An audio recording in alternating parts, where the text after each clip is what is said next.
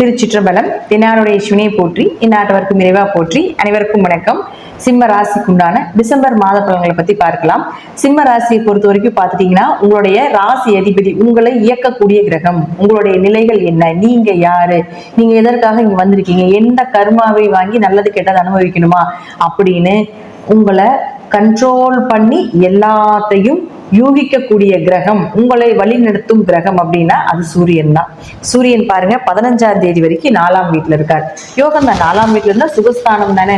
வீடு, மனை, சொத்து சுகங்கள், வண்டி வாகன யோகங்கள், ஒரு நிம்மதி, பயணங்கள், இது எல்லாமே 4ஆம் இடத்துல சூரியன் இருக்கும்போது கொடுத்துருக்கும். அடுத்தது இந்த சிம்மராசிக்கு பாருங்க 15ஆம் தேதிக்கு மேல 5ஆம் வீடுன்னு சொல்லக்கூடிய அதிர்ஷ்டம் அப்படின்னு சொல்லக்கூடிய ஒரு இடத்துல வந்து அமரப் போகிறார். பொதுவா 5 நம்ம அதிர்ஷ்டம் மட்டும் சொல்லக்கூடாதுங்க. நம்மளுடைய குலதெய்வம், முற்பிறவியில் செய்த பூர்வ புண்ணியம் அப்படிங்கிறது 5 தான். இந்த 5ஆம் இடத்தை வச்சுதான் உங்களுக்கு இந்த லக்னம் 5, 9 இது 3 வச்சுதான் உங்க லைஃபே எப்படி இருக்கும் அப்படிங்கிறது. அப்போ உங்களுடைய லக்னாதிபதி 5க்கு வரார், உங்களுடைய ராசி அதிபதி சூரியன் 5க்கு வருகிறார் 15ஆம் தேதிக்கு மேல. அப்ப 15ஆம் தேதிக்கு மேல பாத்தீங்கன்னா உங்களுக்கு மிகப்பெரிய அதிர்ஷ்டங்கள் காத்துட்டு இருக்குது. தசாபுத்தி ஜாதகத்தில் நல்லா இருந்தால் நல்ல பலன்கள், நல்ல பணவரவு இதெல்லாமே ஏற்படுத்தி கொடுப்பார். ஏன்னா சூரியன் இங்க இருந்து லாபஸ்தானம் சொல்லக்கூடிய, ஏன்னா சூரியனுக்கு ஒரே பார்வை, நேரடி பார்வை மட்டும்தான், 7ஆம் பார்வை. அப்போ லாபஸ்தானத்தை பார்ப்பார். அப்போ பணவரவு, எதிர்பார்த்த லாபங்கள், இது எல்லாமே இந்த ஒரு மாத காலங்கள் 15ஆம் தேதிக்கு மேல நடப்பதற்குண்டான வாய்ப்புகள் 100% உண்டு. தைரியமாக இருக்கலாம். குடும்ப ஒற்றுமை, குலதெய்வ வழிபாடு, குழந்தைகள், குடும்பம், இதற்கெல்லாம் தேவையான விஷயங்களை பூர்த்தி செய்கிறது, இது எல்லாமே 5ஆம் இடம் தான். அப்போ சூரியன் லக்னாதிபதி உங்களுக்கு அவர் இயற்கை பாவராக இருந்தாலும் கூட உங்களுக்கு அவர் அந்த 5ஆம் வீட்டுக்கு வரும் பொழுது சீக்கிரமா பணத்தை ஏற்படுத்தி கொடுப்பார் அப்படிங்கிறத ஒரு அமைப்பு. அதே போல பெயர், புகழ், மதிப்பு, வளர்ச்சி, இது எல்லாமே சூரியனுடைய காரகத்துவங்கள். அப்ப அது 5ஆம் வீட்டுக்கு வரும்போது உங்களுக்கும் இருக்கும், உங்க குழந்தைகளுக்கும் இருக்கும், உங்க குடும்பத்தில் இருக்கக்கூடியவர்களுக்கும் பெயர் புகழோட வாழக்கூடிய ஒரு அமைப்பு இந்த ஒரு மாத காலங்கள் 5இல் சூரியன் இருக்கும் பொழுது நடக்கிறதுக்கு உண்டான பலன். அடுத்தது பாருங்க புதன்.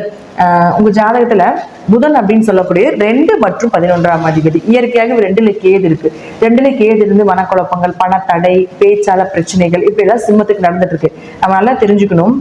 இதே 2ஆம் இடத்துல ராகு இருந்துன்னு வச்சுக்கோங்களேன், ஆரம்பத்திலே பணத்தை அள்ளிட்டு வந்துடும். இது ரெண்டுமே பாவகிரகங்கள். பாவகிரகங்கள் இயற்கையாக பணத்தை சீக்கிரம் எடுத்து கொடுக்கக்கூடிய ஒரு அமைப்பு உண்டு. அப்போ ராகு சீக்கிரமா பணத்தை ஃபர்ஸ்டே கொடுத்துட்டு பின்னாடி இருக்கக்கூடிய பணத்தை எல்லாம் வாரிட்டு போயிடும், அதாவது எடுத்துட்டு போயிடும்.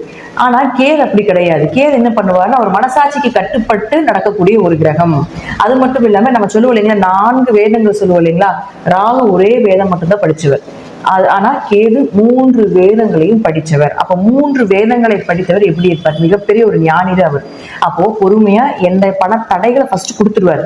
அதுக்கப்புறம் அந்த பணம் சம்பாதிச்சா என்ன பண்ணலாம், அதை எப்படி சேஃப்டி பண்ணலாம், அது எந்த இடத்துல நிலைக்கும், இது செய்யலாமா அப்படிங்கிறத பொறுமையா கொடுக்கறத கேது. அப்ப 2ல கேது இருக்கும்போது ஆரம்பத்துல இதெல்லாம் தடைகளை கொடுத்தாலும் கூட அவர் போகக்கூடிய காலகட்டங்களோ அல்லது போனதுக்கு அப்புறமோ உங்களுக்கு நிச்சயமாக பண வரவு கொடுப்பாரு. கேது எங்க இருந்தாலும் தடை தான், அதுல மாற்றமே கிடையாது.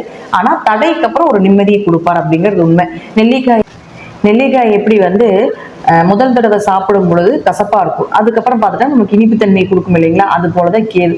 ஆரம்பத்துல கசப்பு தன்மைகளை கொடுக்கும், அதுக்கப்புறம் பார்த்துட்டீங்கன்னா உங்களுக்கு நல்ல இனிப்பான வாழ்க்கை அப்படிங்கிறது நிச்சயமா ஏற்படுத்தி கொடுக்கும் அப்படிங்கிறதா உண்மை. ஏன்னா ஃபர்ஸ்டே பணம் வந்து விரயமாய் மன கஷ்டப்படுறதுக்கு ஃபர்ஸ்டே மனக்கசப்பை கொடுத்து அதுக்கப்புறம் வரக்கூடிய பணத்தை சேஃப்டி பண்றதுக்கோ அதற்குள்ள தேவைகள் என்னென்ன அப்படிங்கிற அந்த பணத்தினுடைய தன்மையை ஏற்படுத்தி கொடுக்கணும். இயற்கையா ஜாதகத்துல 2ல கேது இருந்தாலும் அவங்களுக்கு அப்படிதான் நடக்கும், லேட்டா தான் கிடைக்கும், கிடைக்கிறது நிரந்தரமா இருக்கும் அப்படிங்கிற உண்மை.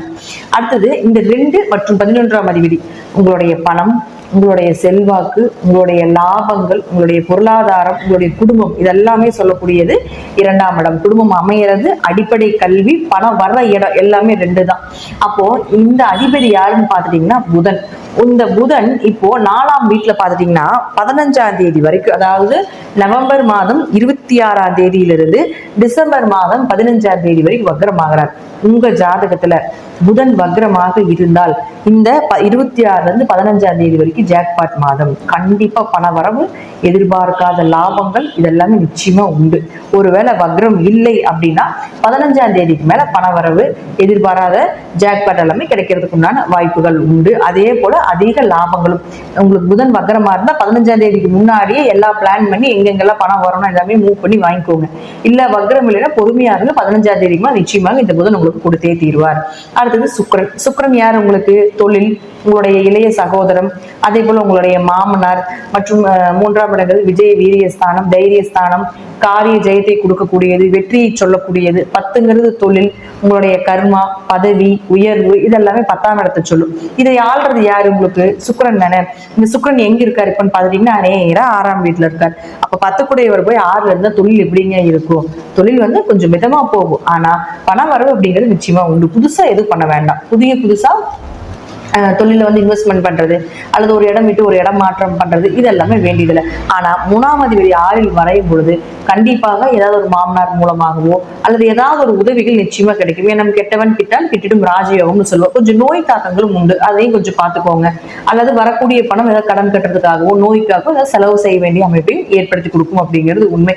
பொதுவாக ஒன்றும் பெருசா பண்றதில்ல. சுக்கிரன் 6ஆம் வீட்டுல இருந்தாலும் பாத்துட்டீங்கன்னா சிம்ம லக்னத்துக்கு அது உங்களுக்கு கெடுதலை செய்யக்கூடிய ஒரு கிரகமாகத்தான் நம்ம பாதகாதிபதியா தான் நம்ம எடுத்துருக்கிறோம். அப்ப அது மறையறப்ப பெரிய பாதிப்புகளை ஒன்றும் கொடுக்கறது சிம்ம லக்னம், சிம்ம ராசியை பொறுத்த வரைக்கும்.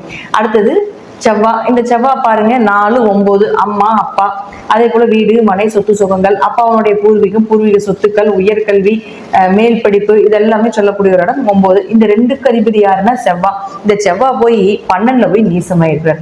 அப்ப எப்படி இருக்கும்? இந்த கடந்த ஒரு மாசமா தாய் தந்தைக்கு ஏதாவது ஒரு உடல்நிலை கோளாறுகளோ மருத்துவ செலவுகளோ நடந்திருக்கும், அல்லது அவங்களோட ஏதாவது ஒரு சண்டை சச்சரவு இருந்திருக்கணும், அல்லது அவர்களுக்கும் வேற யாராவதுக்கும் ஏதாவது ஒரு பிரச்சனைகள் ஆகி அதுல நீங்க தலையிட்டு அதுல உங்களுக்கு ஒரு கெட்ட பேரோ அவமானங்களோ ஏற்பட்டிருக்கும். இது போல ஏதாவது தாய் தந்தையரால வரக்கூடிய யோகங்கள் கொஞ்சம் குறைஞ்சுக்கிட்டே இருந்திருக்கும் கடந்த மாதங்கள். அதாவது நவம்பர் மாதத்துல ஒரு மாசம் ஃபுல்லா செவ்வாய் நீசத்துல தான் இருக்கிறார். ஓகேங்களா? அது மட்டும் இல்லாம பூர்வீக சொத்து பிரச்சனை, படிக்க முடியல, 4ஆம் இடம் வீட்டுல பிரச்சனை, வீட்டுல நிம்மதியே இல்லைங்க அப்படிங்கறது எல்லாமே இந்த சிம்ம ராசிக்கு நிச்சயமா நடந்திருக்கு. ஒரு சுகமே இல்லைங்க, ஒரு மனசே சரியில்லைங்க அப்படிங்கறதால இந்த சிம்மத்துக்கு வரும். சிம்மராசி சிம்ம லக்னம் 2 பேருமே எடுத்துக்கலாம்.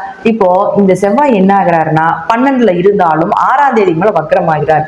எப்பவுமே ஒரு அதாவது எப்படி சொல்றதுன்னா ஒரு ரூல்ஸ் இருக்கு ஜோதிடத்துல. நீசனை நீசன் பார்த்தால் உச்சபலம், உச்சனை உச்சன் பார்த்தால் நீசபலம், உச்ச கிரகமும் பார்த்தா நீசபலன் அப்படிங்கறதுல இருக்கு. அதே போல இந்த நீச கிரகம் வக்ரம் பெற்றால் உச்ச பலனை தரும். இந்த 4 மற்றும் 9ஆம் அதிபதிக்கு உண்டான பலன் நிச்சயமாக உங்களுக்கு இந்த வக்ரமாகக்கூடிய காலகட்டங்களில் கிடைத்தே தீரும். அப்போ வக்ரமாயி உச்சமாகும் பொழுது தாய் தந்தையினுடைய யோகங்கள் கிடைக்கும், வீடு மனை சொத்து சுகங்கள் இருந்து வந்த பிரச்சனைகள், ஒரு மன நிம்மதி இதெல்லாமே நிச்சயமா கிடைக்கும். பூர்வீக சொத்து ஏதோ 9ங்கிறது உங்களுக்கு அப்பா அம்மா இதெல்லாமே உங்களுக்கு இந்த கடந்த காலகட்டங்களில் பிரச்சனைகளை கொடுத்துட்டு இருந்திருக்கும். இப்ப இது எல்லாமே நிவர்த்தி ஆகிறதுக்கு உண்டான வாய்ப்பு டிசம்பர் மாதம் 6ஆம் தேதிக்கு மேல நடக்கும். அடுத்தது நான் முதலே சொல்லியிருக்கேன் குரு வக்ரம், சனி வக்ரம் எல்லா பயிற்சியுமே நம்ம போட்டிருக்கோம். குரு யார் உங்களுக்கு?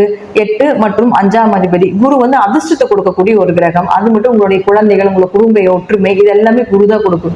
உங்க ஜாதகத்துல குரு வக்ரமாக இருந்தால் நிச்சயமாக பண வரவு, அதிர்ஷ்டங்கள், திடீர் விபரீத ராஜ யோகங்கள், கண்டங்களை தப்பிக்கிறது இதெல்லாமே ஏற்படுத்தி கொடுப்பார். ஆனா குரு வக்ரம் இல்லை அப்படின்னா கொஞ்சம் குரு வக்ரம் நிவர்த்தி ஆகிற வரைக்கும் கொஞ்சம் பொறுமையா இருங்க. குழந்தைகள் ரீதியாக, குடும்ப ரீதியாக இதுல எல்லாமே கொஞ்சம் பிரச்சனைகளை கொடுக்கலாம். ஏன்னா உங்களுக்கு குரு 5, 8 கூடையவர், அவமானத்தையும் சொல்லும் அதிர்ஷ்டத்தையும் சொல்லும். அப்ப ஜாதகருக்கு அதாவது உங்களுக்கு குரு வக்ரம் இல்லைன்னா கொஞ்சம் பொறுமையா குரு வக்ர நிவர்த்தி வரைக்கும் கொஞ்சம் பொறுமையா இருந்து ஹேண்டில் பண்ணுங்க அப்படிங்கறதா உண்மை. அடுத்தது பாருங்க, உங்க ஜாதகத்துல இத்தனை கிரகங்களும் நல்ல நிலையில இருக்கு. அதை விட ரொம்ப பிளஸ்ஸா அப்படி என்னன்னு பாத்துட்டோம்னா லக்னாதிபதி நல்லா இருக்காரு. லக்னாதிபதி நல்லா இருந்தாலே எதையும் எதிர்கொள்ளக்கூடிய தன்மையும் யாராவது ஒருத்தர் மூலம் உதவிகள் அப்படிங்கிறது நிச்சயமா கிடைக்கும். சிம்மங்கிறது சாதாரண ராசியா என்ன? சிவனினுடைய பரிபூர்ணமான அருள் பெற்ற ராசி அப்படிங்கிறது சிம்மம் தான். எதையும் தாங்கிக் கொள்ளக்கூடிய குணம், தான தர்மம் செய்யறதுல இதெல்லாமே சிம்மத்தை அடிச்சுக்கவே முடியாது. அதனால உங்களுடைய புண்ணியங்கள் நிச்சயமாக உங்களை காப்பாற்றும். நன்றி. மீண்டும் ஒரு நல்ல பதிவுல சந்திக்கலாம். திருச்சிற்றம்பலம், தில்லையம்பலம், ஸ்ரீ நரசிம்மத்துடைய சரணம்.